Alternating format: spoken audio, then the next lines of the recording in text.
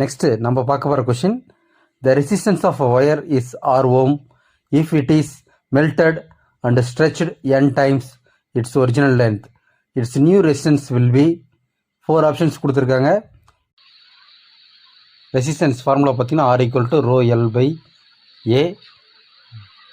இதை நம்ம என்ன பண்ணுறோம், multiply by L and divided by L போட்டுக்கிறோம்.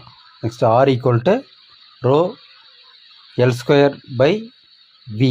ஓகே, இங்கே இருக்கிற ஏரியா அண்ட் லென்த் என்னவாக மாறிடும், வால்யூமாக மாறிடும்.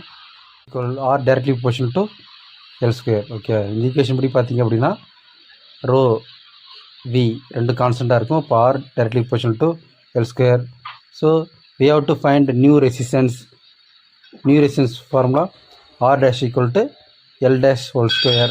Divide the two equation, R directly proportional to L square, R dash directly proportional to length என்னவா மாறி இருக்கும் அப்படின்னா n times of the original length. So n L மாறிடும். R dash by R equal to n square L square divided by L square. L square L square cancel. So we get new resistance R dash equal to R into n square. Okay.